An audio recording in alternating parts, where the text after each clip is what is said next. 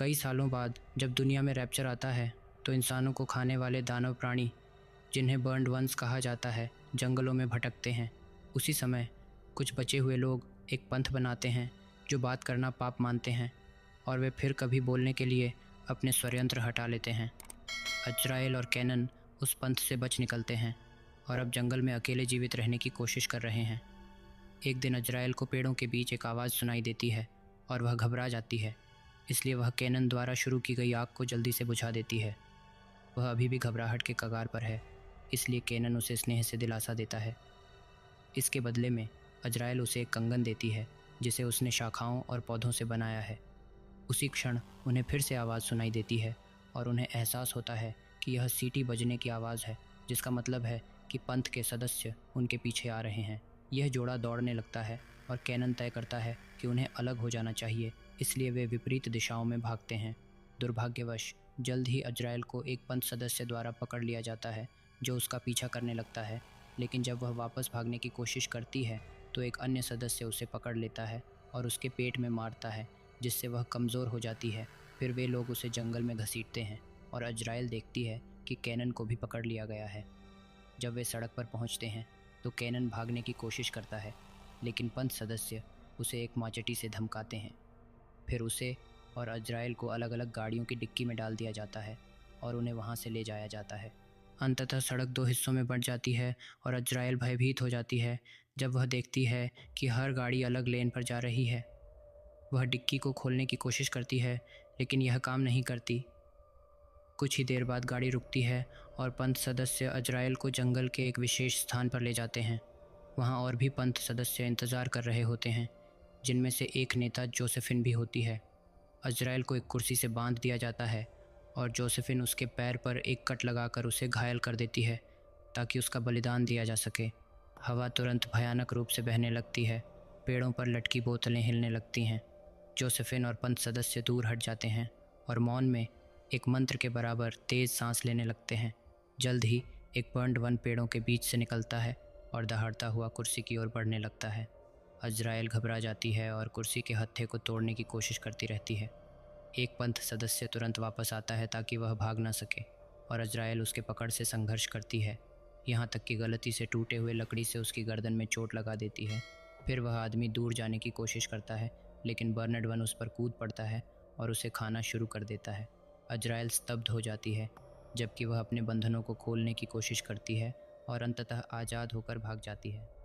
Josephine और अन्य पंथ सदस्य जंगल में अपने अनुष्ठान के हिस्से के रूप में दूसरी तरफ देख रहे होते हैं और उन्हें तब तक पता नहीं चलता कि अजराइल भाग गई है, जब तक कि बहुत देर हो चुकी होती है। उसी समय बर्न्ड वन मृत व्यक्ति का शरीर उठाकर चला जाता है। कुछ समय बाद अजराइल नदी के पास रुकती है ताकि वह अपने घाव को धो सके। वह कुछ जड़ी बूटियाँ भी इकट्ठा करती है और उन्हें अपने घाव के चारों ओर लपेटती है। जब वह काम कर रही होती है तभी एक बर्नर्ड वन धीरे धीरे उसके पीछे से उसकी ओर बढ़ता है। सौभाग्य से वह इससे पहले कि वह उसके करीब आए आवाज़ सुन लेती है और भागकर एक परित्यक्त इमारत में छिप जाती है। अजराइल सबसे अंधेरे कोने में छिप जाती है और वहीं स्थिर बैठी रहती है, जबकि बर्न्ड वन इमारत के अंदर झांकता है और उसे ढूंढने की कोशिश करता है। चूँकि वह उसे देख नहीं पाता, इसलिए वह अंततः वहाँ से चला जाता है। इसके बाद अजराइल सड़क ढूंढती है और टायर के निशानों का पीछा करते हुए पंथ के शिविर तक पहुँच जाती है।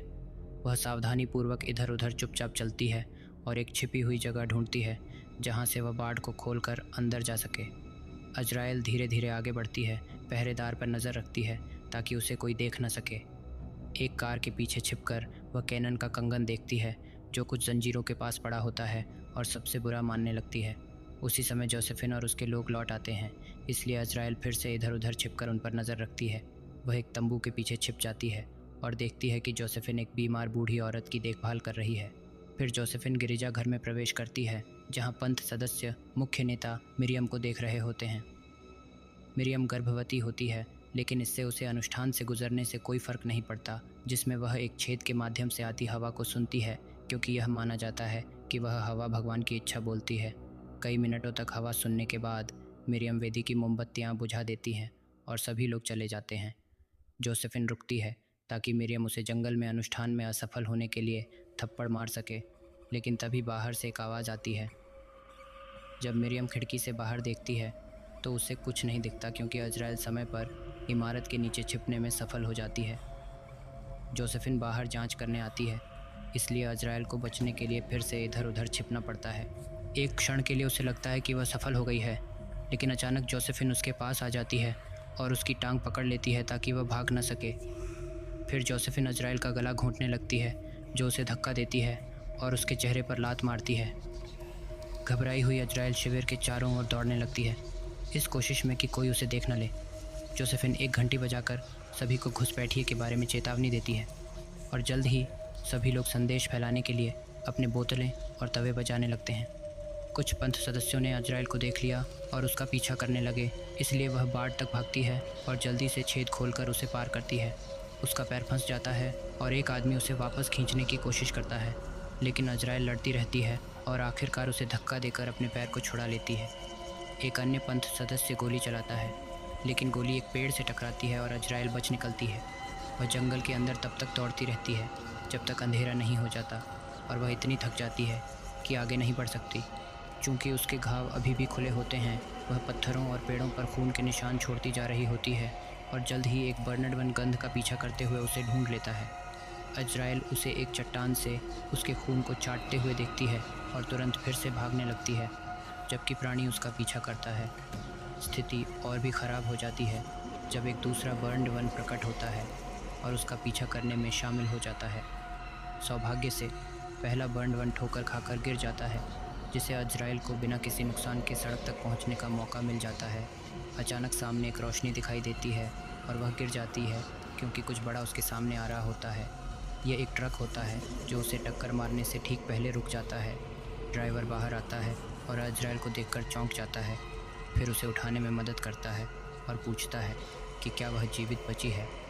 अजराइल भ्रमित होती है और उसके सवालों का जवाब नहीं दे पाती, बल्कि वह ट्रक में चढ़ जाती है और ट्रक को चलाने के लिए बेसब्री से उसे कहने के लिए ज़ोर ज़ोर से ट्रक पर मारने लगती है।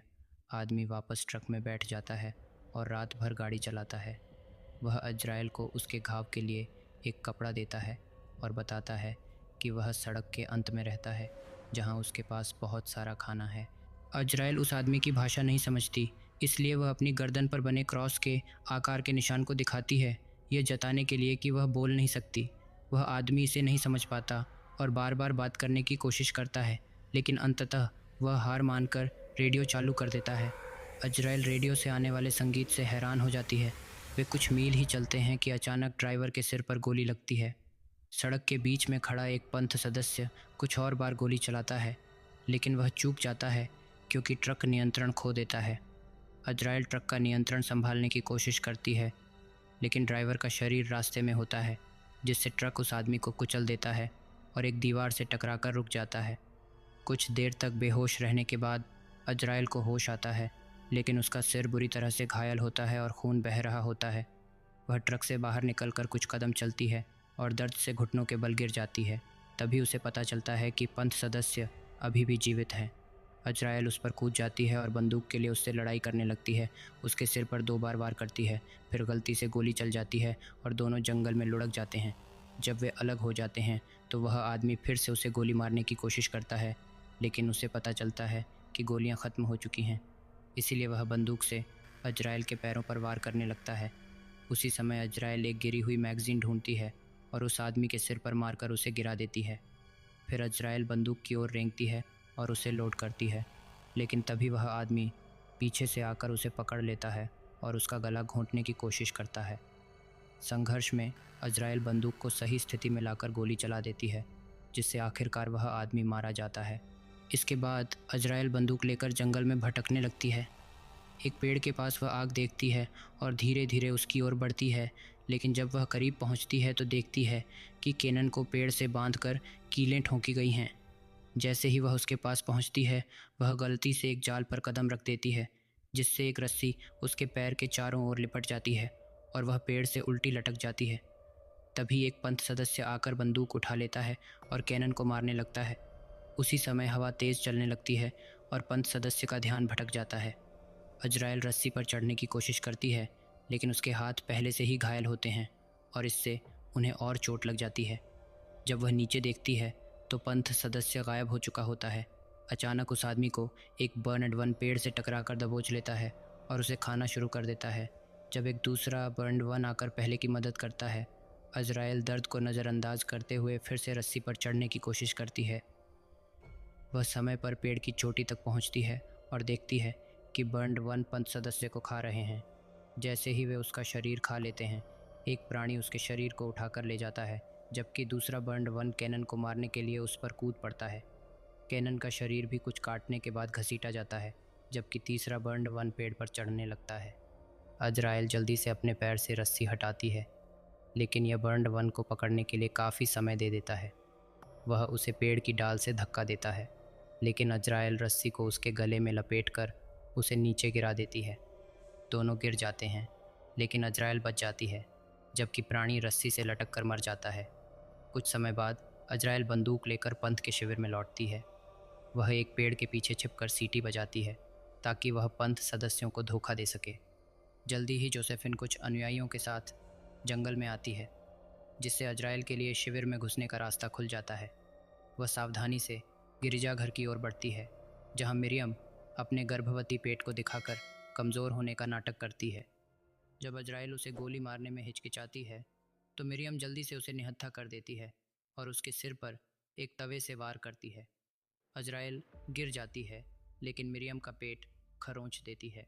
इसके बाद जोसेफिन और उसके अनुयायी अज़राइल को जंगल में एक कब्र पर घसीट ले जाते हैं। वे उसकी खून से सना हुआ चेहरा देखते हैं और हवा की आवाज़ सुनते हुए उसे ताबूत में डालकर ऊपर से मिट्टी डाल देते हैं। अज़राइल घबराने लगती है और लकड़ी को मारती है, लेकिन कोई उसकी मदद नहीं करता। जब दफन पूरा हो जाता है, तभी अचानक अज़राइल के पैरों के पास एक लालटेन जलती है, जो एक सुरंग को प्रकट करती है जो ताबूत से जुड़ी होती है। अज़राइल लालटेन लेकर सुरंग में रेंगने लगती है, लेकिन उसे एक बर्नड वन मिलता है जो उसका पीछा करता है। वह वापस ताबूत की ओर भागती है, जबकि प्राणी उसके ऊपर रेंगता हुआ आ रहा होता है, लेकिन वह उसे नहीं खाता, बल्कि उसके हाथ की गंध पहचान कर मिरियम के खून को पहचान लेता है और गर्जना करता है।